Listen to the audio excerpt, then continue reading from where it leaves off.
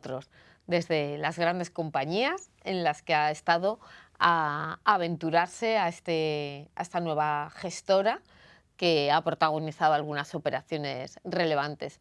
Pero bueno, como le comentaba a Borja, cuando le invité al sofá, queremos conocer también a la persona, cuál ha sido su trayectoria y qué la ha llevado hasta aquí. Bienvenido, Borja. Muchas gracias, encantado. Y cuéntanos tú quién es Borja, cuál es tu historia y cómo has llegado hasta el punto en el que estás ahora mismo. Bueno, yo soy Borja Ortega, tengo 52 años, me considero una persona normal, apasionada de la vida, me gusta hacer todo con pasión, estoy casado, tengo 2 hijos, de una casi camino de los 23 y otro de 20. Mi mujer se dedica también al sector. Y soy una persona que me ha gustado siempre pues, desarrollar mi carrera profesional en sitios que me ofrecieran retos. Hice Derecho, me colegié, empecé como abogado en Garrigues, tuve la enorme suerte de formarme en un gran sitio, de ahí me fui a la consultoría inmobiliaria, pegué un cambio radical porque noté que no me llenaba el ejercicio de la abogacía del todo, entonces me fui a muy jovencito en su día Jones Lang LaSalle, hoy JLL, donde pasé una primera etapa de 7 años. Luego estuve trabajando en un family office y en Colliers, principalmente haciendo mucha actividad en Latinoamérica, para posteriormente volver a incorporarme durante una larga etapa también a JLL, hasta que en el año 2020, en plena pandemia y en plena hecatombe, volví a decir, oye, necesito algo en mi vida, me incorporé a BNP Paribas Real Estate como consejero delegado hasta enero del 25 que lanzamos Diafanum Real Estate. Fuera de lo profesional, me encanta viajar todo lo que puedo. He tenido, yo creo, la influencia de haber vivido en el extranjero de pequeño y eso me ha hecho, pues siempre que me apasiona el mundo internacional, tanto profesional como personalmente. Y nada, y dentro de todo eso, un enamorado de Madrid. Buena combinación. Y en toda esta trayectoria, en todas estas decisiones que has tomado, ¿cuál es el mejor consejo que te han dado? Puede haber sido profesionalmente, pero también personal. Bueno, yo creo que consejos he recibido muchos. Yo creo que antes de profesionalmente he tenido mucha suerte con mis padres, que me han sabido guiar. Te comentaba un día, ¿no? Mis padres son periodistas los dos y me dijeron, no hagas periodismo, haz otra cosa y luego Periodistas trabaja. que ejercían en el extranjero Mi y por padre eso. ejercía en el extranjero y por eso fue Ujú. corresponsal en Italia y por eso vivimos fuera. Eh, y es un mundo que me ha apasionado, especialmente la radio de siempre. Em, pero luego te diría eso, profesionalmente, yo creo que, mira, diría el más reciente, tengo el actual consejero delegado de JLL, Enrique Los Santos, al que considero un gran amigo mío, y es Que algo viene que, a este sofá en sí, no, septiembre. pues nada, pues una gran persona, siempre me decía, Borja, las 3 E's en el trabajo, ¿no? Excelencia en lo que hagas, trabajar en equipo y con ética, y es algo que siempre he hecho. Luego, em, tuve una gran persona a mi lado en JLL en mis inicios, Carlos Ferrer Bonsoms, que siempre me decía, sé normal y es un valor que siempre he intentado aplicar en mi vida.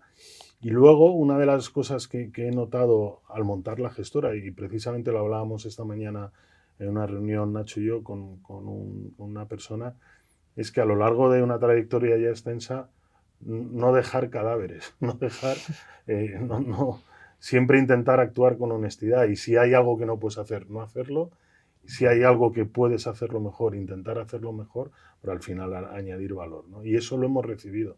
La verdad que hemos lanzado Diafanum Real Estate en enero del 25, un año y medio, y bueno, pues yo creo que no hemos dejado mal recuerdo por el camino y nos está volviendo, ¿no? ¿Y hay algo de lo que estés especialmente orgulloso o por el contrario, hay algo que cambiarías si pudieras? Eh, Mira, yo cambiar no, porque siempre he tenido una máxima que es hay que arrepentirse de lo que uno no hace, nunca de lo que uno hace. incluso aunque sean cosas malas, ¿eh? Porque de todo yo creo que se 100% de acuerdo. saca una experiencia. Orgulloso, bueno, pues me siento, y lo dejo en segundo plano, yo me siento muy orgulloso de mi vida personal.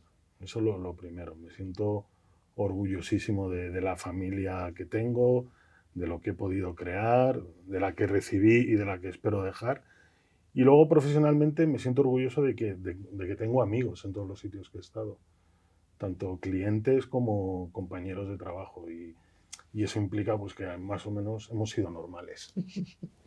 Vuelta al valorado concepto de normalidad. ¿Y hay algo que te quede por hacer? Yo creo que sí. Yo creo que siempre... Si no, no te hubieras metido en este lío, ¿no? Claro, yo creo que siempre hay que intentar que nos quede algo por hacer. Pues me gustaría, fíjate, con 52 años que tengo, seguir aprendiendo me parece una maravilla. Si me voy al mundo profesional, me gustaría poder ampliar la parte docente, me gustaría poder dar más clases de lo que el tiempo ahora Te me permite. permite hacer. Me gustaría entender dinámicas de otros mercados. Y una cosa que me tiene muy empeñado y puede parecer un poco pues naif o buenismo, es me gustaría de verdad sentarme con gente, sentar a la mesa gente de muchos lados, del ámbito privado, del ámbito público, y trabajar de verdad en solucionar la accesibilidad a la vivienda. No solo, ¿ves? Me gustan los retos, ya lo sabes, Sí, sí, sí, pero creo sí. que es un tema que se aborda desde muchos lados, cada uno opinando y cada uno con sus verdades y sus razones, pero no poniendo en común. Yo creo que hay mucho individualismo ahí, en todos, de todos lados, y no hay el bien común, que para mí es muy importante. Pues Pues tienes un gran tema al que sí, dedicar ojalá, mucha, ojalá. mucha pasión y energía. Y con toda esta, pues eso, este carácter apasionado, este gusto por el periodismo, por la radio, ¿dónde te podríamos haber visto si no hubieras dedicado del derecho al inmobiliario? Bueno, yo iba enfocado a... Yo quería ser diplomático. Sí, sí, sí, quería... Y me gusta mucho, como te he dicho, el ámbito internacional. Yo al acabar Derecho yo soy de los que hizo la mili todavía. Hice la mili y la carrera a la vez, compaginé, y al acabar Derecho me fui a Bruselas a trabajar en la Comisión Europea para acabar de formarme y iba enfocado a preparar oposiciones. Gracias a Dios no lo hice, porque no veo a Borja Ortega encerrado en un cuarto 10 horas al día opositando, ni de broma. Me surgió la oportunidad de entrar en un proceso de selección en Garrigues. Tuve la enorme suerte yo, y ellos igual el poco o mucho acierto de cogerme, y entré en el departamento inmobiliario de Garrigues y eso fue lo que me llevó. Pero yo pues me hubiese visto en ese ámbito, en el ámbito de... Me gusta mucho la interacción con personas. Es una Sí, lo has maravilla. comentado antes, Cada ¿no? El día, tema de equipo. sí, el tema equipo, conocer gente, hablar con gente. Soy más persona de interacción que de sentado con mi ordenador. Eres profesor Mm, en el MDI, sí. con lo cual entiendo que valoras la formación específica del inmobiliario, aunque quizás tú que venías de Derecho, tu gran escuela inmobiliaria fueron las compañías en las que has estado. Pero hoy en día, y tal y como está el sector, ¿qué importancia tiene esta formación específica? Pues mira, me parece algo crítico, importantísimo. Yo creo que los que acabamos la carrera pues entre el 95 y el 2000 y empezamos en este sector, empezamos por casualidad muchos y nos formábamos, como has dicho, en las empresas. Gracias a Dios vino la formación de instituciones privadas muy importantes, como esta en la que estamos, volcadas hacia el sector inmobiliario, porque al final es un sector clave, crítico para este país, que necesita de grandes profesionales y formados. Pero aún así, muchas veces, y lo he dicho en algunos foros, nos quedamos cortos. A mí me da envidia, por ejemplo, que Reino Unido tenga un grado universitario dedicado al sector inmobiliario. ¿Y por qué en este país no? ¿O por qué no puede haber una extensión de economía que luego sea la especialidad en inmobiliario? Si lo hay en seguros, si lo hay en multitud de sectores, creo que eso al final hace que sigamos, que cada vez es menos, gracias a Dios, pero que para parte del mundo, no ya empresarial, del mundo general, el sector inmobiliario estaba mal visto. Ahora ya cada vez se ve mejor, pero era como un sector hace 25 o 30 años de, bueno, pues ojo con estos. No, no. Ahora es, gracias a estos, puedes tener muchas cosas, pero yo creo que sería un gran paso el poder tener personas formadas con un grado universitario especializado en inmobiliario. Bueno, afortunadamente yo creo que cada vez hay más programas Sí, sí, sí, específicos, sí. con una oferta muy amplia, como tiene el propio IE, ¿no? Pero bueno, yo creo que es una sugerencia que que te recogerán con gusto. Y a la hora de hablar de talento y de valorarlo, ¿qué diferencia hoy a un profesional realmente válido en nuestro sector? ¿O qué es para ti una persona con cualidades muy válidas? ¿Qué tiene que tener? Te digo lo del principio, lo de trabajar siempre con las famosas 3 Es, ¿no? Pero creo que al final es no ser un mero espectador, sino crear valor. Crear valor ya sea en el momento de la generación de algo, de una oportunidad, de la transformación, de la puesta en valor. Para mí eso es un profesional inmobiliario que aporta valor y que pueda volcar todos los conocimientos que tenga de otras áreas al inmobiliario. Cada día, yo creo que el inmobiliario al final es que engloba tantas cosas que podemos tener profesionales de muchas áreas distintas en el inmobiliario. Yo siempre, algunos me llamaban locos, hace 5 años o 6, cuando les decía, veréis a un deportista dedicándose al sector inmobiliario.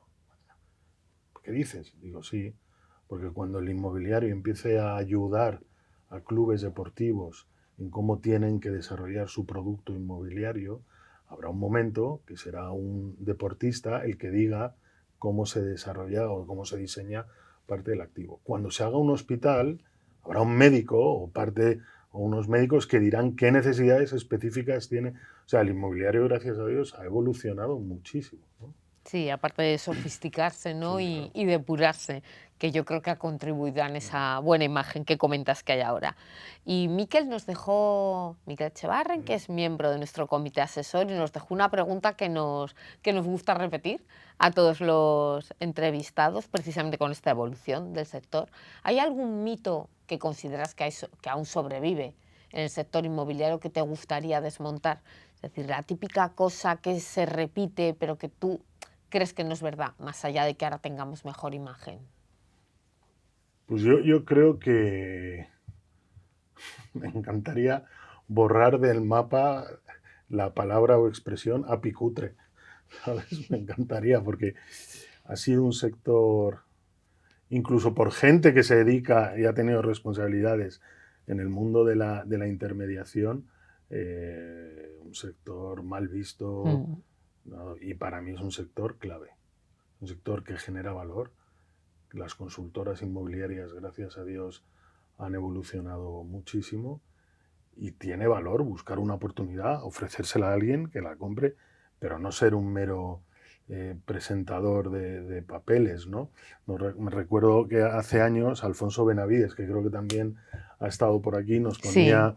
es también miembro de nuestro Sí, comité sí, sí. asesor, Y sí, estuvo del en club. el sofá, yo creo, ¿no? Sí, Y hace años, en JLL, nos enseñaba una presentación de la evolución del broker inmobiliario y cómo era alguien que cogía un papel y lo ponía en otro lado, a alguien que acababa casi abrazando a los dos, explicándoles las bonanzas de una oportunidad. Porque no. Entonces sería, para mí, y porque he trabajado muchos años en la consultoría inmobiliaria, un poco borrar esa expresión del apicutre, que muchas veces los primeros que tienen que hacer por y para borrar esa imagen son los propios consultores o brokers inmobiliarios, ¿no? ¿Y hay algún cambio que esté ocurriendo en el sector que esté siendo como una revolución silenciosa de la que no nos estemos dando cuenta, pero que ahí está?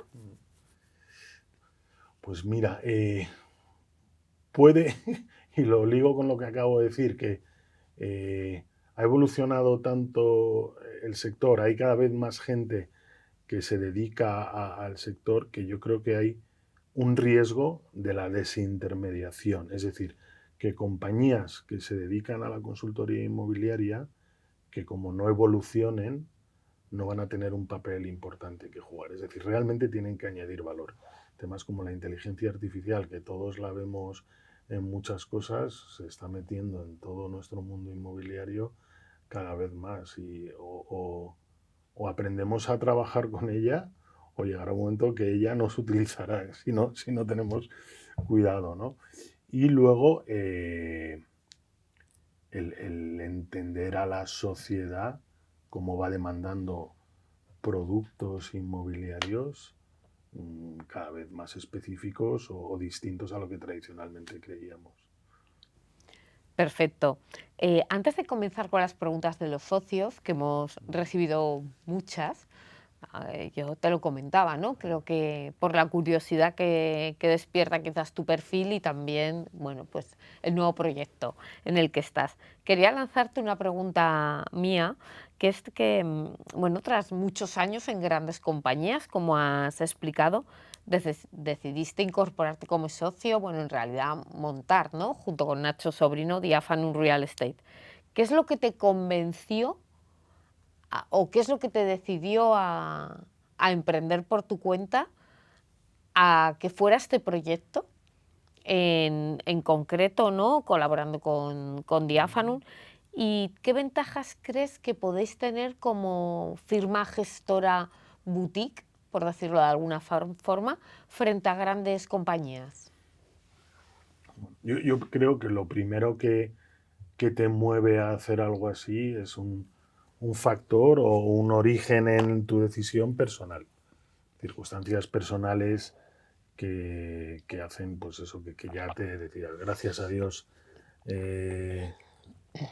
tu familia va creciendo, tus hijos crecen, hay necesidades que ya has podido cubrir y luego el mundo de la multinacional es muy demanding en comités, en gestión, en reporting, un día a Londres, otro a París, en transversal a Madrid y en oblicuo a Nueva York. Y acabas un poco sin saber muy bien a quién reportas, para quién trabajas y qué tienes que hacer. Acabé un poco cansado de la gran empresa. Lo que más echo de menos es, a mí no me cansaba la gestión de personas, me encanta, pero me cansaba el continuo, la burocracia, si quieres decir, y perder a veces el foco en lo importante que es el cliente y añadirle valor. Luego, he tenido siempre un espíritu emprendedor, como te he dicho, tanto a nivel profesional, pues me gustan los retos, me gusta agarrar un problema, solucionarlo, darle la vuelta, pero ya enseguida necesito otro, o poner en marcha algo. Entonces, bueno, pues yo creo que pones el 5 delante en tu vida y dices, ya, Borja, o ahora o nunca, ya, si no, ya te tienes que quedar aquí para acabar de cotizar y cobrar la jubilación. Era el momento. Sí, había emprendido, tuve en la anterior crisis, además con Nacho también, una empresa de reformas que fue divertido, aunque duro. Nos veíamos con ganas. ¿Por qué con Diafanum? Bueno, conocíamos Diafanum, Sociedad de Valores, los dos a título personal por distintos motivos, y nos ofrecía una forma que tienen ellos de ver al cliente y de tratar al cliente que nos gustaba mucho. Para ellos sí el cliente es el centro de todo porque es el que les paga. El cliente en Diafanum es el que paga a la compañía y la compañía toma las mejores decisiones para este cliente sin cobrar ningún rebate de ningún fondo, no tiene producto propio. Entonces, esa filosofía nos gustaba y decidimos unirnos a ellos, además también porque empiezas con una estructura donde poder apoyarte y tú focalizarte en el negocio. Ujú. Y ya centrándonos en las preguntas de los socios, he adelantado la mía para un poco que nos explicaras, ¿no? Porque me parece muy interesante. Varios nos han preguntado, lógicamente, tu visión del mercado en los próximos años. Si lo aterrizamos a 5 años, ¿cómo imaginas la evolución del mercado inmobiliario, en este caso el nacional? Y cómo en los últimos años hemos asumido casi como un claim, ¿no? Como una certeza que el precio de la vivienda siempre acaba subiendo. ¿Crees que realmente esto es así y va a seguir siendo así? ¿O estamos entrando en un nuevo ciclo con reglas diferentes? O sea, son como dos Sí, preguntas, ¿no? El mercado a este mercado general, a este plazo de 5 años y luego vivienda en concreto. O sea, a 5 años, yo te digo que es difícil y ojalá lo supiera, porque yo creo que se ha producido una cosa. Hasta el año 2020, yo creo que vivíamos un mercado inmobiliario y mercado en general más de ondas. Y me explico.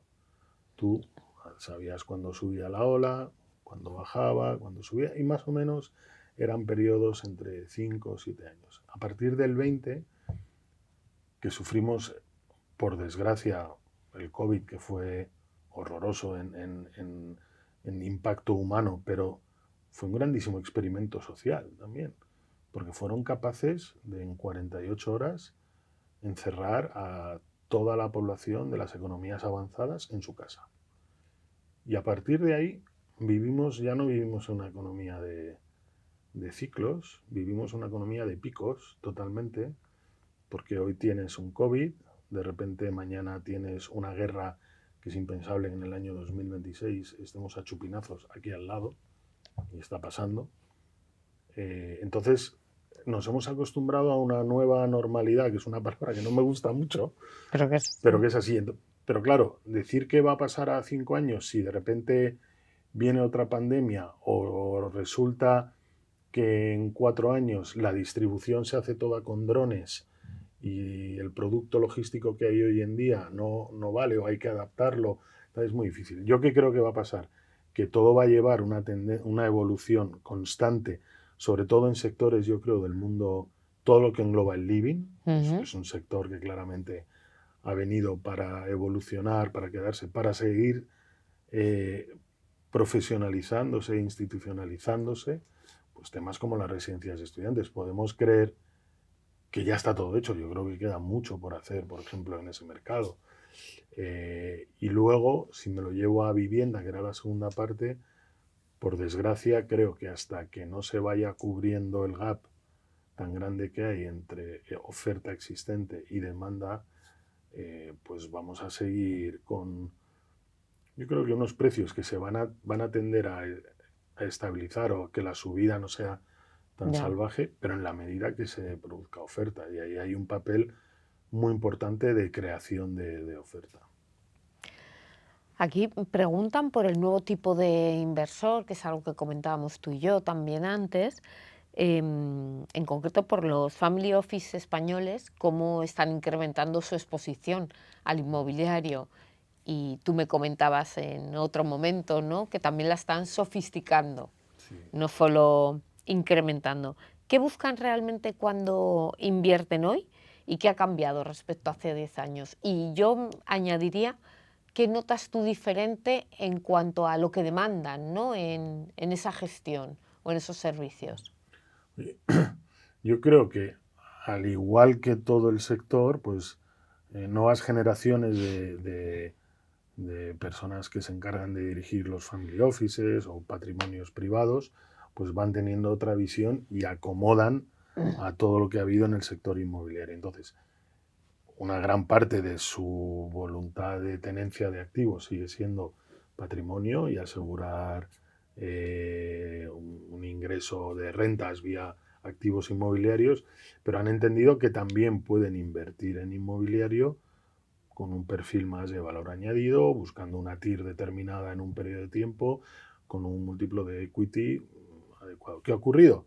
Que también han aparecido compañías que le ofrecen esa posibilidad, desde el pequeño ahorrador con plataformas de crowdlending o fintech que todos conocemos, donde han entrado, a luego gestoras como podemos ser nosotros, donde ya pues buscas un ticket un poquito más alto, pero donde pues un inversor privado puede ser parte de una promoción inmobiliaria, de la tenencia de un activo de oficinas para remodelarlo y luego vendérselo a un inversor institucional. Es decir, se han institucionalizado un poquito en su inversión.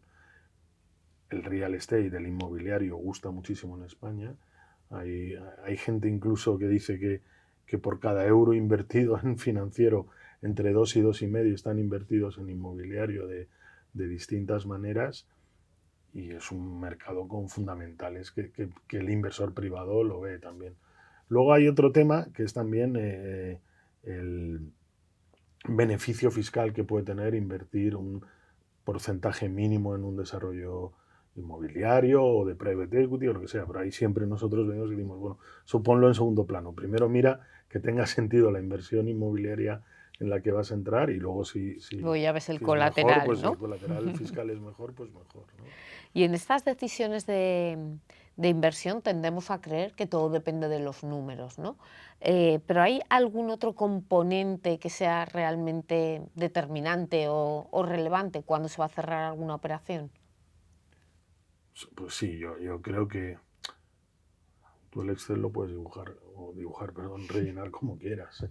Y poner, pero necesitas tener, y nosotros en Diafano en Real Estate lo hemos hecho, apoyarte en gente que conoce el sector, que conoce el producto, que conoce la ubicación. Creo que trabajar con buenos operating partners es fundamental. Es decir, si vas a meterte a hacer un centro comercial, pues trabaja con un especialista en centros comerciales que no se va a equivocar. O sea, es una necesidad de análisis mucho más micro, más allá del número. No todo vale, no todo vale. Y de verdad creo que también se ha evolucionado en ese sentido en el mercado inmobiliario, de analizar pues casi calle a calle, manzana a manzana, porque algo es distinto a otro y no perdón, el todo vale. Entonces, pues me voy casi a la parte muy importante de la gestión de la inversión. Una vez que has comprado es muy importante gestionarla bien. Justo te quería comentar por eso, ¿no? Por el papel cada vez más importante del asset. Vosotros habéis fichado recientemente a Isabel de Liñán como asset manager, y estás comentando cómo no tiene, sí, la inversión es muy importante, el número, pero esa gestión y esa gestión activa puede marcar la diferencia. ¿Hasta qué nivel crees que puede mover la aguja en las decisiones inmobiliarias, esa gestión activa? ¿Y cómo crees que va a determinar la siguiente década frente a la inversión? Es que es fundamental. Yo es que creo que hemos pasado además de una época donde había muchísimo dinero, sigue habiendo mucho dinero en el sistema, pero había que invertirlo. Entonces había una gran separación entre los investment y los asset managers, ¿no? Y siempre como el trabajo bonito era el de invertir. Y el asset Y el decía, y importante. el importante, y el asset decía, joder, vaya marrón me has dejado, ¿no? Pues ahora hay que involucrar al asset en todo, desde el momento de la compra, para que te diga qué palancas son importantes que hay que ejecutar una vez que hayas comprado, como luego, como tú decías, esa gestión activa, estar encima de la inversión, preocuparte de que salga, de que el business plan, tus KPI se vayan cumpliendo y estar encima. Es como cuando pues tu hijo va a clase. Puede ser el hijo muy bueno y no tener que pedirle que se ponga a estudiar, pero al que se descarría un poco hay que estar encima y diciéndole, oye, que mañana hay examen, que mañana hay tal, estate atento, ¿no? Pues yo creo que es un poco estar encima de controlar a los operadores si lo tienes, estar muy atento a los cambios que tenga el mercado para poder reaccionar de forma rápida. Es gestión activa, como decías. Y si pudieras, antes has comentado cómo te encantaría resolver el problema de la vivienda, ¿no? Y cómo te motiva un reto, te apasiona la gente, los equipos, y que realmente te verías, ¿no? Afrontando ese gran nudo que Bueno, tenemos en la sociedad, intentándolo, desde luego. intentándolo. Am, ¿Hasta qué punto, si te dejaran proponer una única, solo una, reforma urbanística, crees, o bueno, o regulatoria, crees que podrías nombrar una en concreto que fuera decisoria para Solo una. una? Hay que escoger Es que una. no sé. No sé. Por ejemplo, en Madrid yo creo que hay que darle una vuelta, que está haciendo cosas muy bien Madrid, como dinamizar el poder, el inicio de las obras, entidades colaboradoras, creo Mm. que está fenomenal, pero, por ejemplo, revisaría mucho algunos niveles de protección de algunos activos para poder realmente actuar sobre ellos y no que sea inviable. Y las comisiones de patrimonio, los ¿Vale? tiempos. Es que estás tocando un tema que al final es el urbanismo, que es algo crítico Mm. y seguimos viviendo con un urbanismo en muchos casos de Desfasado. 30 años Mm. o más. Entonces, antes el urbanismo era para un desarrollo de un país que tenía que hacer todo y había que ponerle reglas, pero ahora tenemos una sociedad que demanda muchísimo más del urbanismo que hay hoy en día. Entonces, sería eso. Y luego ya puestos a pedir, yo me iría de alcalde de Barcelona si me dieran plenos poderes 4 años. Te he dicho que me encanta Madrid, pero creo que Barcelona sería, me lo jugaría todo. Es como que te den la mejor materia prima para tú poder cocinar algo. No, vamos, sería la bomba.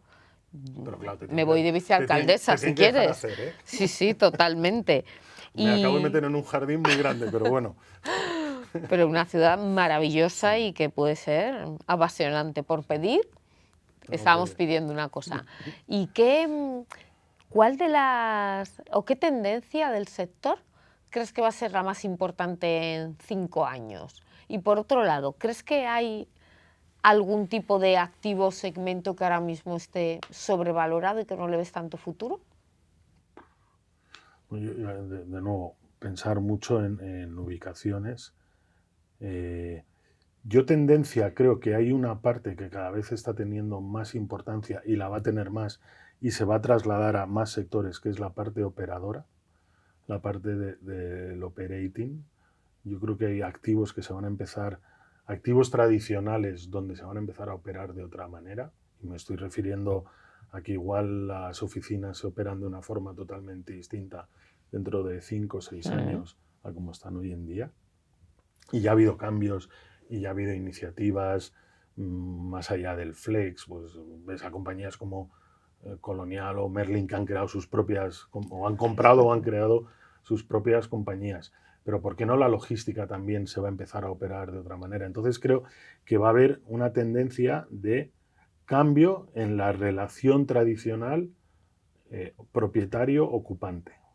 Y no sé cómo va a ser, pero pues igual iremos a rentas variables, a que el operador pueda ocupar la oficina de una manera de lunes a jueves, pero los viernes pueda hacer otras cosas y convertirla en un estudio de grabación para compañías que quieran ir o para Ahí eventos, también tendría etc. que acompañarnos el urbanismo, Sí, ¿no? sí, Para sí, esta sin duda, hibridación. claro. Pero es que la sociedad va mucho más rápido que el urbanismo, porque 100%. hoy una persona de 25 años va a demandar algo totalmente distinto dentro de 5 años que una persona de 30 años de hace 15 años, ¿no? Pues es en todo. Tú preguntas a la gente joven. Yo tengo coche en propiedad, pero cada vez me he ido más al renting. Si tú haces una encuesta entre los jóvenes de menores de 30 años en una multinacional, yo creo que la mayoría no tienen ni renting, ni coche en propiedad, No, ni nada. no. Es Pues, pay as a service, ¿no? entonces, Que el es sector de la automoción muy rápidamente se ha sabido adaptar. adaptar a eso. Mm. Nosotros nos cuesta. Somos un poco dinosaurios todavía en toma de decisiones. Y cuando te encuentras a gente con ganas de hacer cosas, con necesidad de innovar, con capacidad de decir, oye, sin nombrar, pero decir, voy a montar la de Dios en centros de datos, luego le tiene que acompañar también la administración para que lo pueda desarrollar. Y has comentado antes cómo eres un apasionado de los equipos, de la gente, ¿no? De montarlos, de gestionarlos. Hoy en día, y linkando con la pregunta del talento que te hacía al inicio, y dado que estamos en el Instituto de Empresa, y es uno de los grandes temas de del club. Hoy en día, ¿qué identificas tú como talento y qué es lo que más valoras cuando tienes que incorporar nuevo talento a tu equipo? Normalidad. Es que es la palabra que más me gusta. Salir de una entrevista y que te pregunten, ¿qué te ha parecido? Es alguien normal. Eso ya es un valor increíble, ¿no? Y luego, a mí me gusta mucho la adaptabilidad y flexibilidad. Es decir, yo no soy una persona de horarios, no soy una persona de funcionarial. Me gusta que mis equipos me ayuden a sacar un proyecto adelante y que lo hagamos con pasión, ¿no? O sea, hay que hacer esto y hay que hacerlo, pues vamos todos a hacerlo. Oye, ahora nos vamos a celebrar, pues celebramos con pasión. Me gusta que sean auténticos, que se atrevan. Fíjate, una cosa que yo decía mucho es, atrévete, y si te equivocas ya estoy yo detrás. Pero es la única manera de crecer. Bueno, al final parece una consecuencia lógica de lo que estás comentando, ¿no? De ese carácter apasionado de valorar y moverte por retos, ¿no? Trasladarlo al equipo. Por ir cerrando y para no robarte más Estoy tiempo, encantado. ¿qué, qué traes? Y tú, que eres hijo de periodistas, ¿no? Y apasionado del medio, ¿qué tres creadores de contenido o podcast o referentes recomendarías? Pueden ser inmobiliarios o no. Sí. Intento, en casa intento no hablar mucho de inmobiliario, porque intento desconectar de ese mundo. Soy un apasionado de la historia, me encanta, me vuelve loco. O sea, Es algo, parece que muy común de las principales figuras del sector, Bueno. porque muchos de los que pasan de los grandes personajes que hemos tenido, sus libros O sea, yo soy Mm. lector de historia, me gusta la historia de España mucho. He leído mucho de ahí, libros de historia de España, me gusta la época medieval, me gusta, por desgracia, la guerra civil y he leído de guerra civil, de antes, de después, también del periodo posterior.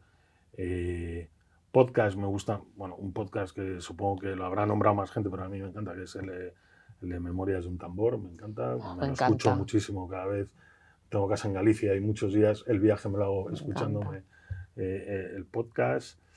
Ahora estoy últimamente enganchado a uno que se llama Roca Project. Que me está Yo gustando también muchísimo, me lo trago. mucho, porque te pone en situación, te hace salirte de este mundo a veces que tenemos. Creo que hay que bajar. Y te lleva también muchas veces a debates morales contigo mismo, de cómo te afronta los temas.